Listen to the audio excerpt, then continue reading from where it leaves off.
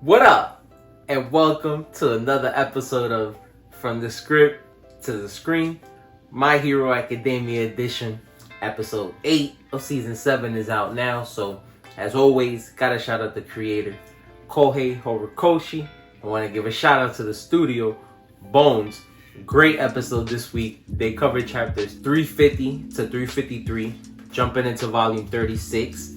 Got Dabi and Todoroki on the cover. And like I said, very well done. At the beginning, we see that we learned a little bit more about Dabi and the fact that All For One also had his hand in his resurgence in a sense. Naturally, he probably would have died with what he went through in the forest, but the doctor and All For One thinking that he can possibly become a host kept him alive. They stated to us before that Dabi's firepower is stronger than Endeavor, which is why his flames burn blue. And so he was always stuck in a conundrum because his body wasn't able to handle it. But like the doctor said, his hatred kept his body alive. It was also the fact that even though he was infatuated with his father, he still has a grudge against him because he felt like he was abandoned. His numbness is able to keep him alive, but it's also given him the ability to push literally past his physical limits. And so I love how the studio portrayed it. We see how much of the area was engulfed in flames.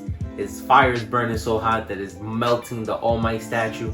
There's a great panel in the chapter with Dabi standing on the statue and melting it down a little bit. So always gotta shout out Horikoshi. His action scenes are always so well done.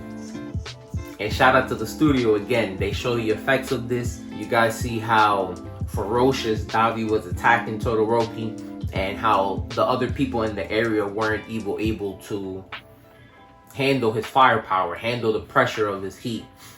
And it was cool how they showed his body breaking down along the way. But my favorite panel of the week, have to give a shout out to Todoroki. It was one of my favorite power-ups when I saw it. So I couldn't wait for this episode to come out.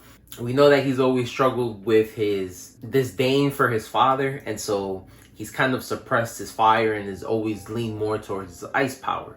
And so after working on it, it's perfect for him. So cool the fact that he is now able to push both sides to the limit. Now you got to remember, of course, he's a kid still working on it, but essentially since he's able to circulate cold blood through his body now, he can make his body as hot as possible. And since he's able to circulate hot blood through his body, he's able to make his body as cold as possible.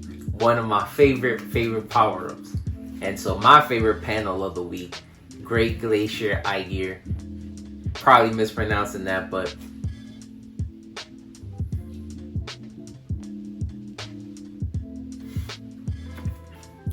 I also loved it because it shows the extreme and just how powerful the two people are. Dabi's heat, again, so strong that it was burning everything up, stronger than Endeavor, and we see it throughout the episode. And Todoroki, his ice being so strong that he's able to quell that fire completely, stomped it down. I thought it was great contrast, and again, shows why Todoroki was considered so special in the first place. He has two very powerful quirks, and here, him being able to balance them, you see the effect. We want to give a shout out to Class 1A. I keep emphasizing on the fact that the bond that these students share is also special. We know that in this hero society, I think individualism was pushed more. We know that the heroes were ranked by number and things like that, but again, the fact that the students have been able to overcome obstacle after obstacle together, helping each other out, pulling each other along the way, has made them special, man. Has made them able to, no matter the challenge, rise to the occasion. So again, love this episode. And there you guys have it, man. This season should be full of action, so looking forward to the next couple episodes. But let me know what you guys thought about this week, if y'all reading the manga. Till next time, peace.